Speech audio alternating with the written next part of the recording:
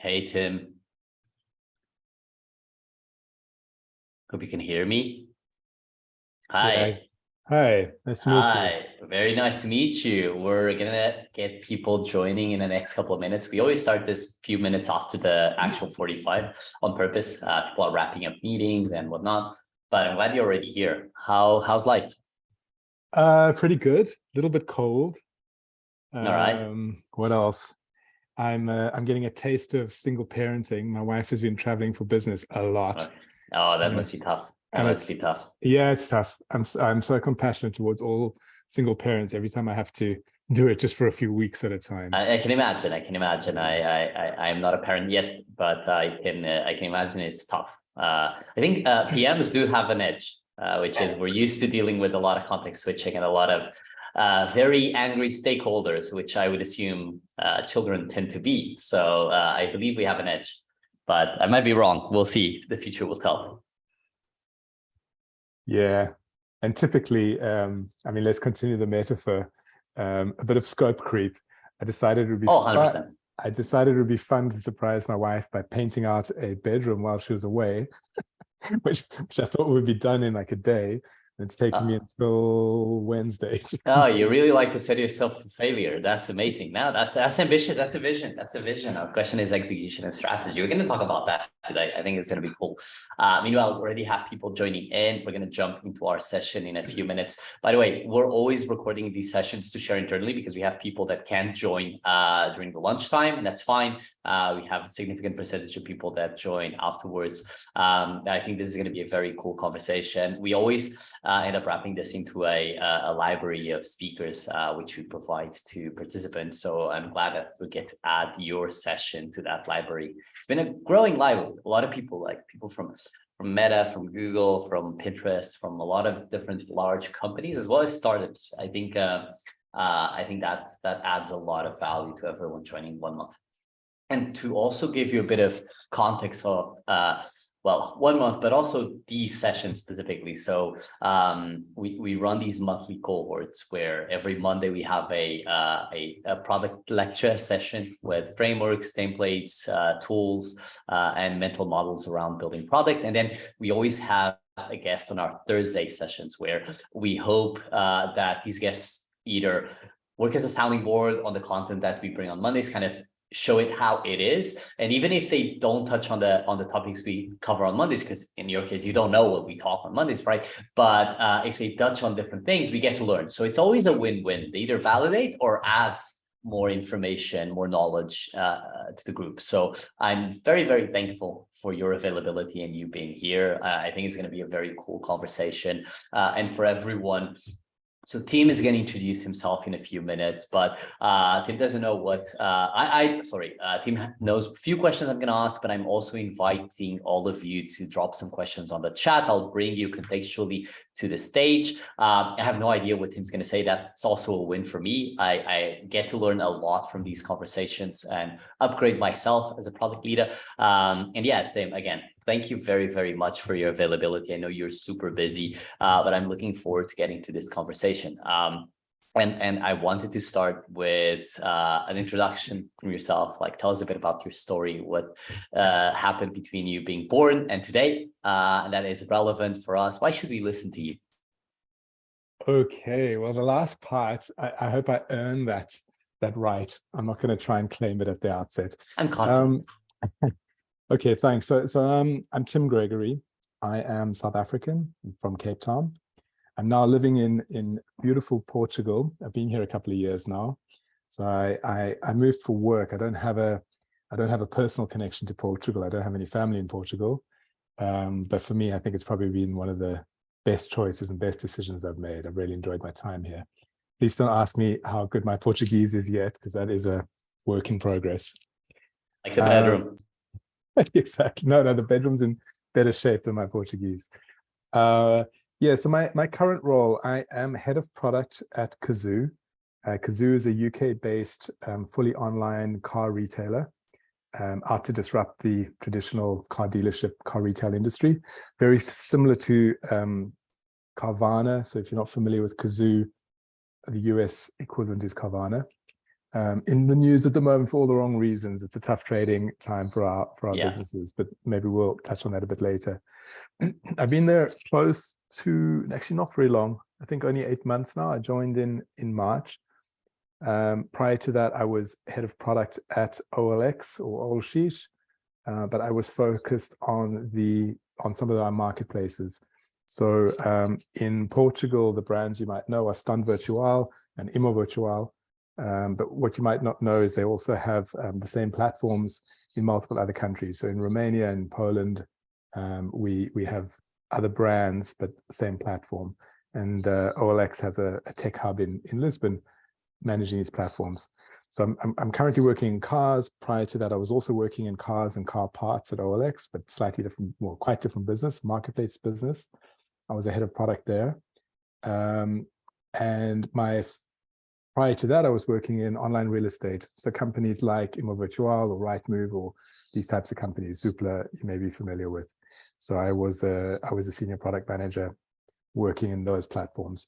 So I had an opportunity to work on many platforms in different parts of the world. So we launched a big real estate platform in Russia. I've worked on general classifieds in Ukraine, platforms in Romania and Portugal, through Africa, so South Africa, Nigeria, Kenya, Philippines.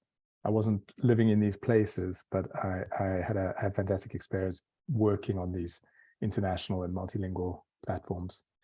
I'm not going to give the whole life story. That covers about the last 10 years. I think that's great. But because you did give me a few question prompts, and I'm going to come back to this. Yeah, no, for sure. And I think that's great. We can manage the content. That's good. I think that's good. Yeah, I've been building websites and web platforms since my first paycheck, basically. So I started building websites in about 96.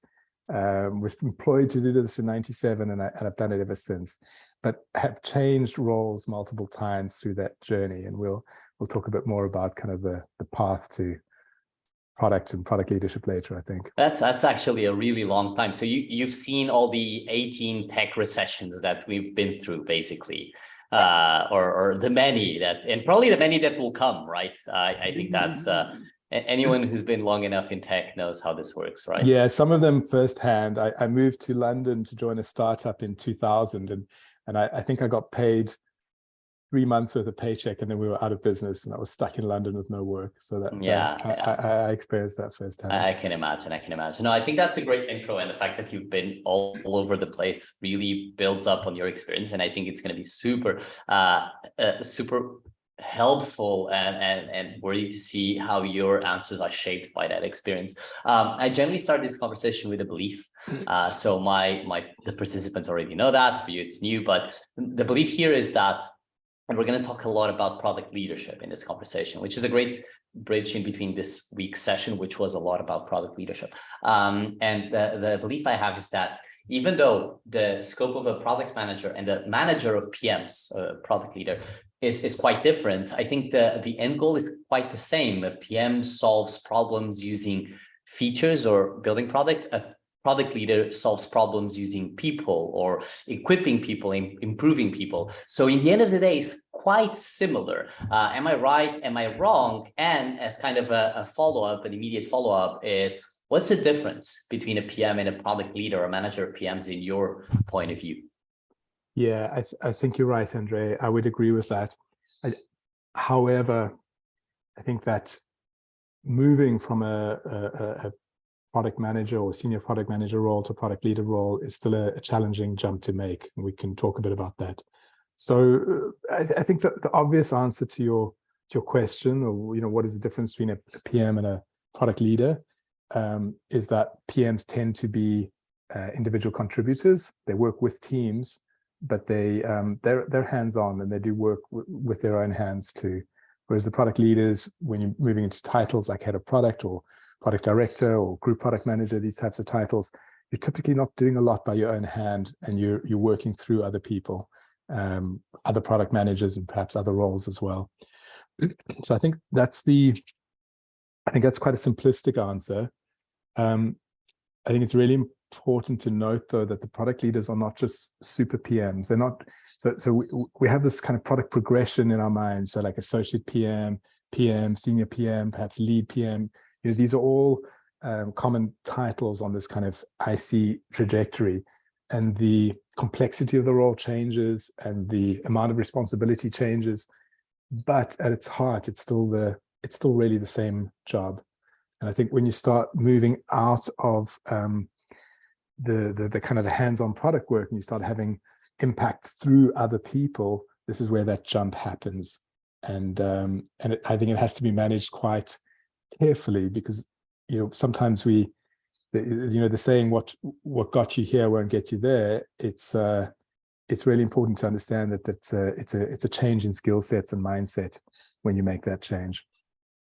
So I have two follow-ups to your answer. Well, the first one is, what was, in your experience, like the biggest change going from PM to manager of PMs? Like, what did you feel that was very new, that suddenly you need to accelerate yourself managing those skills? And I'm assuming, and correct me if I'm wrong, majority of time people promoted into a managerial role tend to be the top performers on their IC role. So I don't know if you felt this. I felt this personally, which is like, suddenly I'm a manager and I'm no longer the top performer as I was used to, because this is a whole new reality. Like, that's my first question, is like, what changed? Like, how different it is the day to day or the week to week?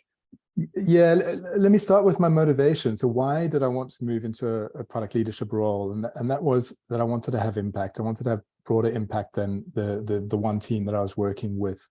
And you're right. I think people get recognized for getting stuff done and doing it at a high quality, and maybe the pace of delivery and all of these types of things. And that becomes challenging when you are no longer delivering by your own hand, and you actually become quite vulnerable in a way, because you're delivering through teams and through other people. So I would say that my motivation to move into a product leadership role was actually different to my how I found success in that role. Let's put it that way, because what I wanted to do was just do more stuff and get more stuff done and have more people to work with and kind of ramp up the volume of my output. But it took a while for me to let go of some of the hands-on stuff. And part of that was also organizational. So this was a lesson I learned. So I was asked to I was promoted, but because they couldn't backfill immediately, I was asked to keep working with my team as a PM. And I would say this is a period where I performed quite poorly, because I could never get the flight level right. I was either not hands-on enough for my team and not giving them enough direction and not writing up tickets and ACs and all the other things that I should have been doing as a good PM. And I also wasn't fully focused on building teams, mentoring people, hiring good people, setting strategy and direction, and doing all the other stuff that I needed to do. So there was this kind of interim period, this transition period for me, and I had to let go a lot of that hands-on stuff to start becoming more successful as a product leader. I think the letting go, and I think I have another follow-up before the second one, which is on the letting go. I found that to be very interesting, very challenging, which is, and I now on my Monday sessions, I teach something, which is you want to fall in love with problems and not solutions. And there's like two reasons I say this. One is because it's true, like the role of a PM, success is only met when you do solve the problem. But I think the second reason is that whenever I have a very deep attachment to the solution I was building, the moment I got to a managerial role, that attachment became actually a flaw, because I couldn't let go. I was so focused on the solution. The moment I started focusing on the problem, it was much easier to let go of the solution. Do you feel like this is that happens the same to you? And the follow-up is more like, how do you get yourself to really let go and not be a micromanager or someone who's too deep into someone else's product? Yeah, I think so. I think whether you're an engineering manager or a product manager or a design leader or something else, very often you've moved into those roles because you've been recognized for your experience and your capabilities, and quite often you think that you might be able to do something better than someone on your team or people you're working with. And I think that's the big challenge is maybe to not just think about letting go of the work, but also to think about letting go of the role. So your role as a leader is to make sure that the people that you're working with are able to grow into the role and to deliver at that kind of standard that you would set, that bar that you would set. if you were to jump in and say, no, don't do it that way, I can show you a better way, or let's do it like this, you're really not advancing that team. So I think it's not just about letting go of the work itself. I think it's that role changes, and you need to really embrace that role as somebody who helps to raise the bar and to help to grow the people around you, rather than just focusing on getting the work done at the best quality you can. Yeah, I agree. I resonates completely. So the final follow-up to the first question still there is, you mentioned something that I also believe I have it as a personal principle, which is what got you here won't get you there. It touches on this need of adapting, evolving, upgrading, etc. What's your strategy to always be improving yourself to what got you where you are today won't be what will get you to your next level? Like, how do you do that for yourself? And the second is, how do you do that for your team as a manager of that team? Yeah, okay, that I think it's a tough one to answer, because I'm probably kind of deep in it, of still hanging on to some bad habits. And my current level in the organization, I'd like to think that I'm sort of knocking on a director level role, and what do I need to change to get there? And I think the big change is opening up the kind of the strategic horizon and looking further out ahead, and getting less and less involved in the I don't want to say details, because details are important. I think it is important to zoom up and down from time to time, but just really taking the long view on things. I think that's the challenge for me, is making sure that I'm always, trying to look much further ahead. And I guess that's some of the, the topic for today, to talk about product strategy and how that ties in. I'm ducking out of this one. I'm not sure exactly what I need to do, or what I need to let go right now. That's a work in progress. No, but I think that's a good reflection, and it's not easy. The fact that there's no easy answer also shows that it isn't easy to embrace a principle of like, okay, yeah, I'm a performer where I am today, but tomorrow this will mean maybe nothing. It's never nothing, but it doesn't mean everything that it is today. I think that's actually a good reflection. So let's jump into product strategy, as you mentioned. Like, what is product strategy to you? I know strategy, usually say that strategy is the sexiest word nobody understands. And that's my question to you. What is product strategy, and how do you build a product strategy? Yeah, as you say, I think there are a lot of different understandings of what a product strategy is, and what a strategy is in general. There's a framework that I like very much, and I've taken to using this, which is the product strategy stack. This is Ravi Mehta and a couple of others that have worked on this and published it. And what they say, and what really resonates for me, is that the product strategy is the glue between the company objectives and the product delivery. And in this stack, there are 5 layers. So there's the mission, the company strategy, the product strategy we're talking about now, which is actually kind of like the middle of the hamburger, and the product roadmap and the product goals.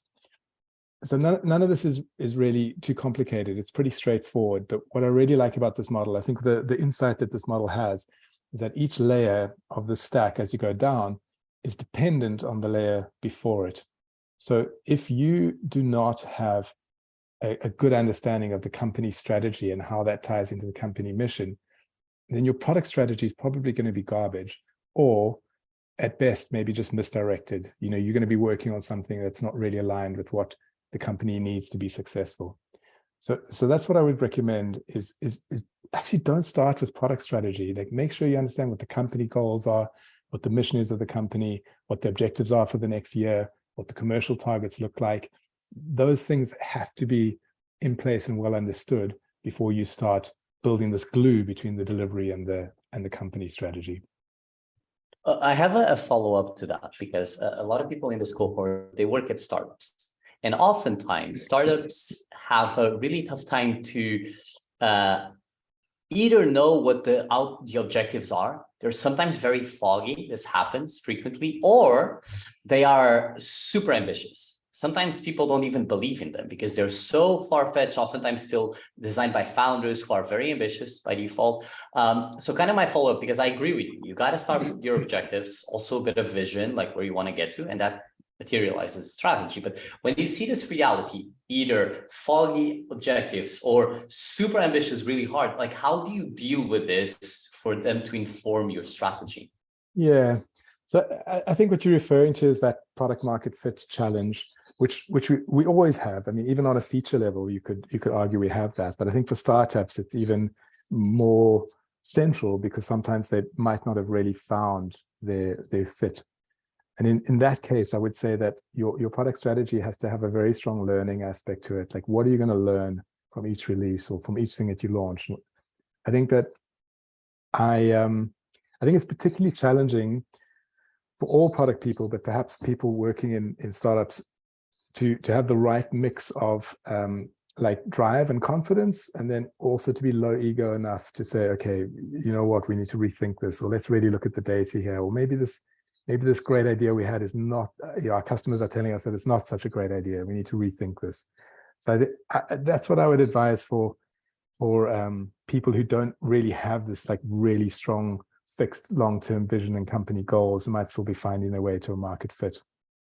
No, definitely. It resonates with me. I agree. So touching a bit on this question of strategy, a lot of it has to do with objectives, and oftentimes objectives are set up by management, whether it's a leadership team or some team in the top, let's call it, maybe you belong to it and you're also part of that. But my question here is, how do you optimize for a great relationship, a great work experience with management that really empowers you to design and execute on a good strategy? Do you have any tips and advices on how to deal with this?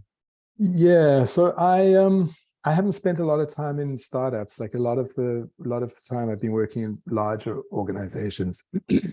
And you're right, a lot of the direction gets set kind of from the top. And I think if you want to have kind of a healthy product culture and have empowered teams, you have to build trust with your management team and your executive stakeholders. I think that's really the foundation. I don't think that the empowerment and autonomy can happen without trust. But this trust is not just given, I think it's earned. So you really have to make sure that the quality and the delivery is up to the pace.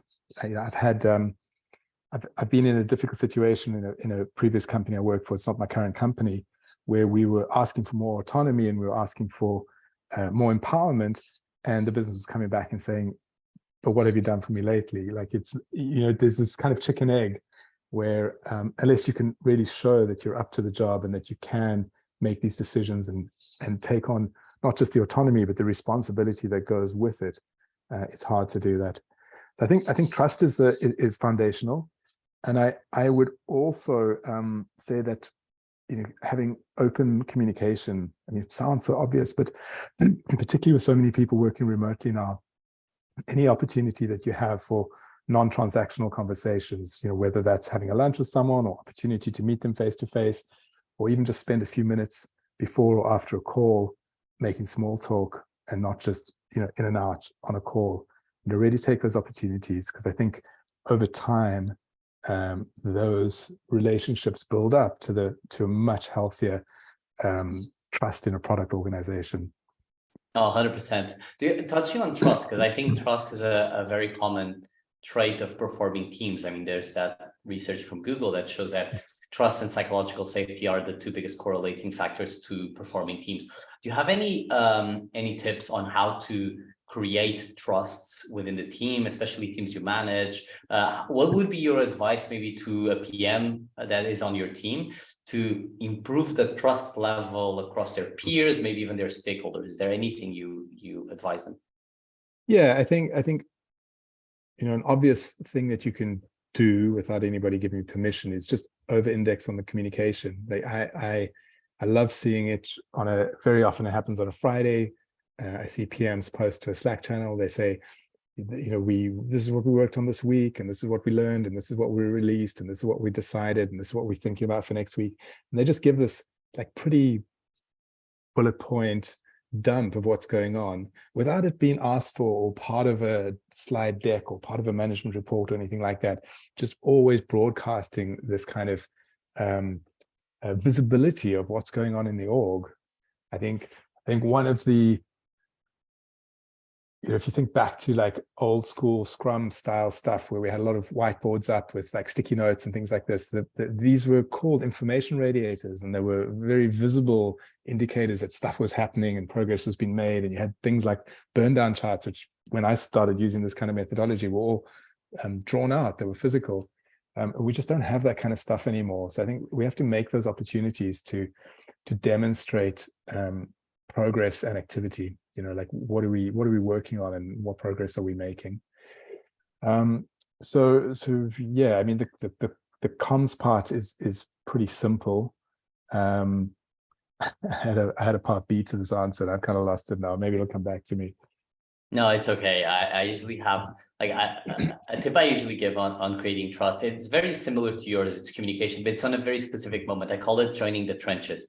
And it's like a lot of people get this confused, which is shipping a product is the engineering's job because they're like shipping code to production or whatever they're doing. And the PMs are like, oh, that's not me. I do nothing. Actually, that's the moment you generate trust because you join them, you help communicate what's happening. Oftentimes shipping code delays because of a technical reason, and you are the best person to actually communicate up, sideways, diagonally, why that happened. So I think that communication level, especially when you're in the trenches, is a great place to generate trust and create trust. So I want to now, Andre, let me pause you there because Sure. you prompted me. So what I was going to say is I think the other way to build trust with teams, but also with stakeholders, is just get into this habit of delivery. And I've seen teams that sometimes get stuck where they haven't sliced their work well. They're sitting on something maybe for weeks or months before there's any value delivered. And it creates a lot of anxiety. And I think this starts to kind of undermine this trust. So I would say just if you can also just get teams into the habits of releasing, like sometimes not every release has to be like knocking the ball out of the park, impactful, but just the cycle of, continuously releasing, continuously measuring, continuously iterating is so important to build trust in that delivery capability. No, 100% resonates. Absolutely. I hope a lot more people take this because I mean, building trust in a very transactional world as we are with a lot of people remotely, I think it's, as you said, it's over-indexing on communication, which hopefully over-indexes on how much trust you build. It's really important right now. So I want to shift the conversation now to prioritization because we talked about strategy and strategies that glue between objectives and the execution or delivery. And it feels like prioritization is a necessary step so that the execution and delivery happens and delivers on what people want to achieve the objective. So my question to you is, what is your approach of prioritization? Like, how do you build roadmaps maybe? How do you think about prioritization in general with your teams? Yeah, so another one of these things where I think everybody's understanding might be a little bit different. I within the last 6 months, I had two pretty influential stakeholders and they said, what's your roadmap looking like for next quarter or something like this? And I said, well, it's work in progress, but what is it that you want to know? And what I learned was that they just want to know when their one thing was going to land. Like that was the actual answer. And I said, well, out of interest, what does a roadmap look like for you? Like what are you looking for here? And they said, well, a Gantt chart would be good. We're looking for a project plan. So it was a good question to ask, because if I had given them some sort of now, next, later or stack ranking or some other tool that was maybe not tied to a calendar, they would have been disappointed. So it was really good for me to understand that. So I think from my perspective, I see a roadmap as being very distinct from a project plan. I don't think they're the same thing at all. I think that a project plan is a great tool for a project, but when you're talking about a product roadmap, you're really looking at what are the opportunities or what are the problem spaces that we want to tackle, and what kind of sequencing do we think makes sense to tackle them in. This is not about deliver XYZ feature on a particular date. And I've been in orgs where I've been asked to create a 18-month roadmap with delivery dates for every feature or product. And we know this is challenging enough. And what's the monetary value of each of these things, and how much effort will you put into each? And this for them was a product-driven budget like thing. I mean, it was kind of crazy. And I think that speaks to also the the unequal distribution of like product maturity across an organization. You can have a really like fantastic tech and organization with product people and UX designers and all sorts of others, but if if that understanding of like how product works is not clearer across the org, you could have these big mismatches between what you do and what the expectations are. I agree. I usually say that. Sorry, I don't know if I was interrupting you. No, it's okay. I don't think I really answered the question yet. So let me talk a bit more about Okay, go for it. What is a roadmap, and how would I do it? So I recently listened to a podcast, which is Jana Bastow. She's widely credited with the now, next, later approach. And she spoke to why it's important to disconnect this from the calendar. It's not to say that nothing has a date on it. We all know that sometimes something's linked to a marketing campaign, or it's linked to some sort of compliance aspect, or there's a date for a cutover of a system. Like, it happens. Like, we have deadlines, but not everything has to have a deadline. I think that's the key. So what I really liked about her approach, I was listening to her speak, is she said that a roadmap is a prototype of your strategy. And by this, she says it's a way to check your assumptions. It's a conversation starter. So the value isn't in the roadmap itself, it's in the road mapping process, it's in the production of this roadmap. So I could say that I think it's really important for me to, I don't know, deliver personalization on our website. Like, that's a problem space I want to work on. And I put this on my roadmap, and somebody says, well, why are you working on that now? We've got a burning issue with contacts to our CS agents, and basically our whole org's going to fall over if we don't improve like how we deliver support information. Why are you working on personalization now? I think that's really the value of the road mapping, is when you start to put this down, and you start looking at the sequencing, and you start talking about the prioritization of these things, it prompts conversations with different parts of your business that helps you put these things in some sort of order that makes sense. Yeah, I think it makes sense. And I love the prototype of your strategy. I think it's a beautiful analogy. It makes absolute sense.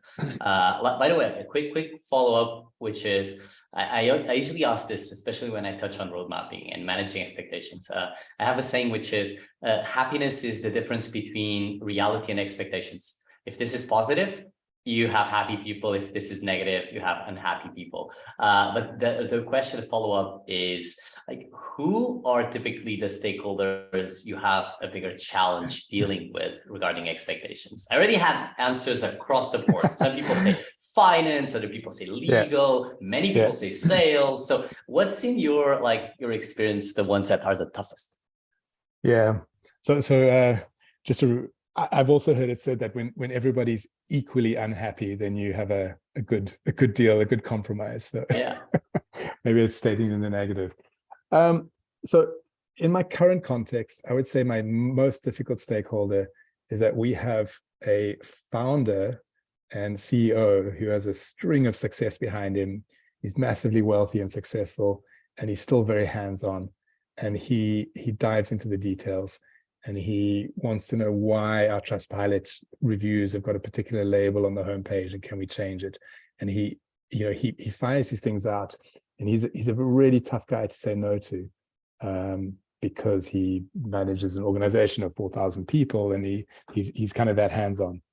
So he's a challenging person to deal with, and he also he is highly time constrained, so it's hard to communicate with him. And when you communicate with him, you have to condense everything down to like the absolute essence, and make sure that there's no room for misunderstanding, because you've got kind of one shot to communicate. This is not a conversation. This is it's like a telegraph, like a Morse code. Like you got to get it right in one shot. So I think those kind of like mega hippos, like really strong voices, are difficult to manage, and you have to really kind of steer carefully around them. They are challenging. Right now, I'm finding the commercial side of the business much easier than I have in other organizations. Very good relationships with them. We talk all the time. We share objectives. We involve them in ideation. We make sure they're part of kickoffs. So I think, involving them in the process, making them part of the product process really helps, and try to shift them out from people who throw requirements into the mix to something you said earlier about sharing problems with us. And they don't always do it. I mean, I think that's also a product practitioner's job, is when somebody says, I use a concrete example. Somebody very senior in the business said, how long does it take to change a link on the top level navigation of the website, and who should I speak to? So I said, okay, what do you want to do?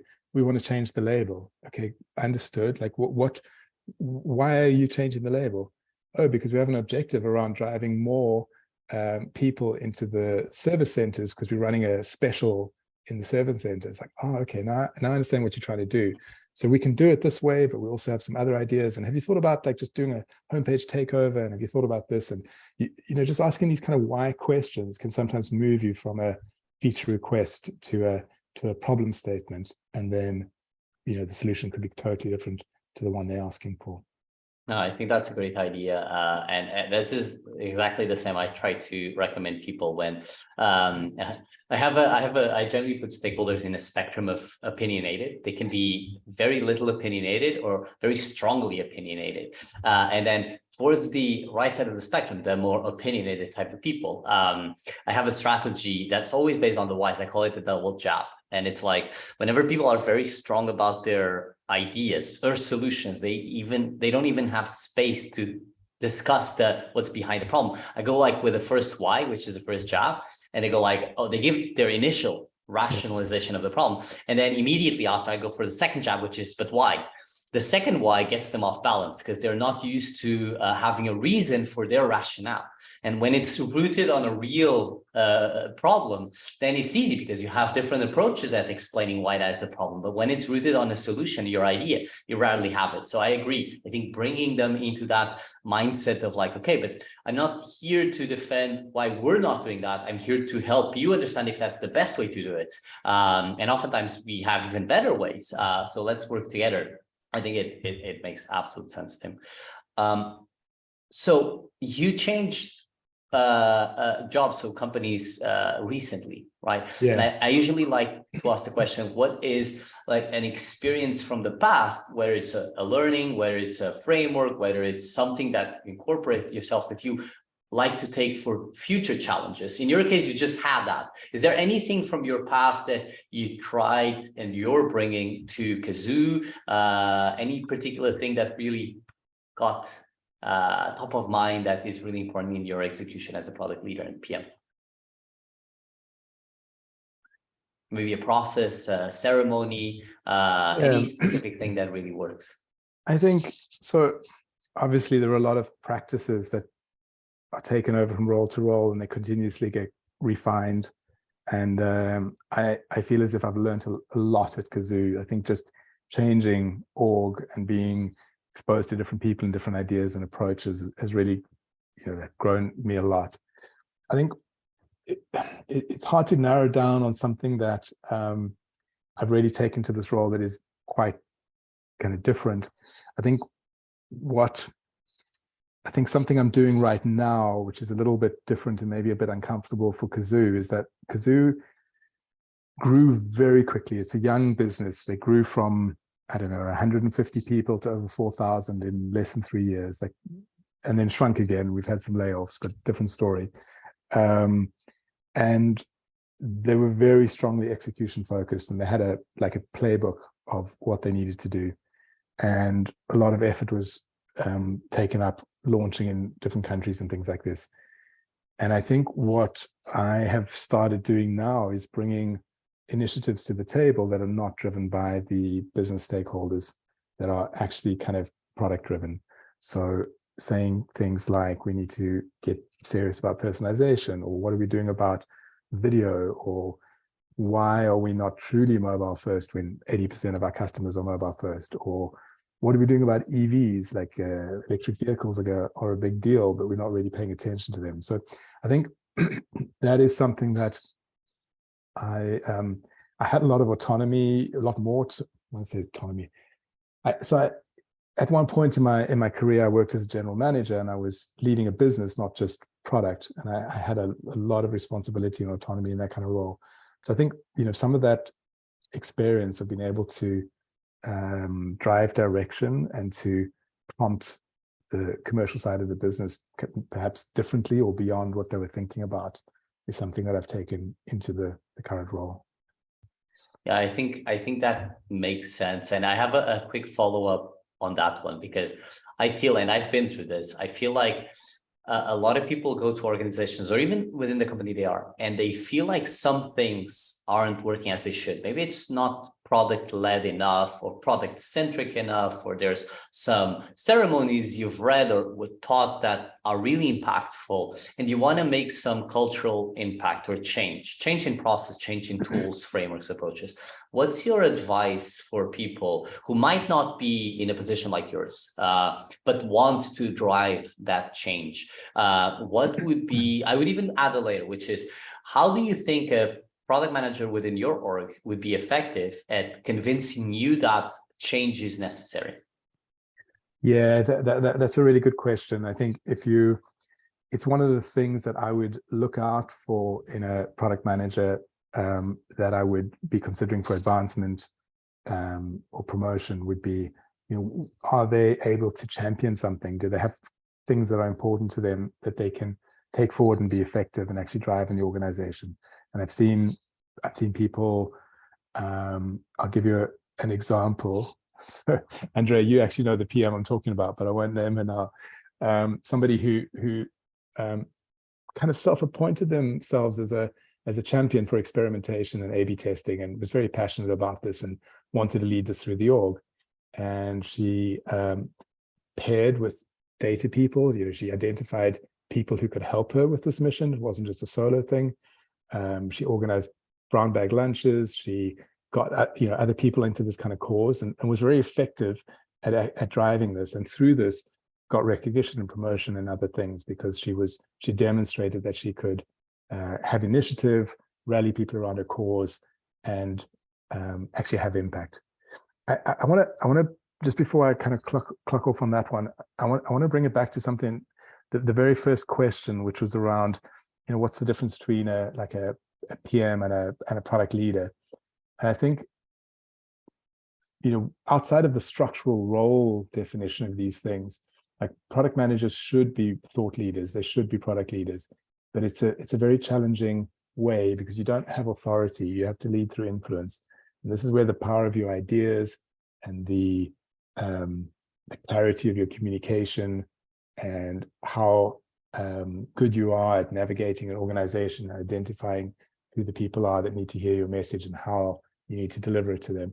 That type of leadership, this leadership through influence, is super important for product managers, and something that we all have to develop, regardless of having a formal product leadership title.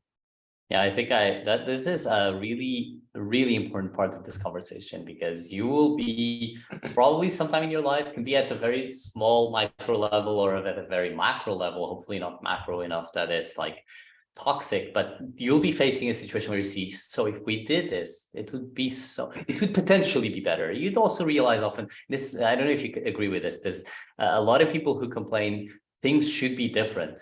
They're not as smart as they think they are, and people organizing and leading are not as dumb as they think they are. But I think I always invite hypothesizing about change. So I think that's actually a really, really important answer.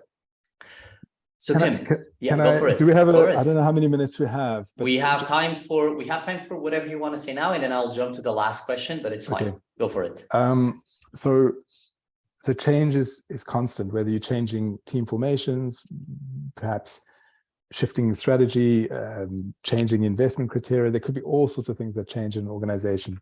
And I think the number one thing that you need to do to give yourself a good chance of success is to create this shared understanding of the need for change, because without that, it's going to be a really hostile environment that you're trying to make this change. So whenever I'm trying to affect some sort of change, it could be like merging two teams, or it could be some other change. Other people need to be on board, and they need to understand why that change is important and why it's necessary to do it. And if you get that, if you can get people behind the change, most of the job is done for you. I think after that, you just need to fix it, freeze it, so that you don't regress. Because I think that's the other thing, is that it's very easy to slip backwards. It's harder to fix a change. Yeah, no, definitely. Yeah. It's habit creation. Even for cultural and organizational change, there's a lot of habit creation that needs to be created, redundancy there. But cool. So I'm going to go to the last question. It's the same question I ask at the end of these sessions to all my guests. And the question is, imagine you could speak with your younger self and give one advice to young Tim, which is starting right now, the first role in the product world. What would that one advice be?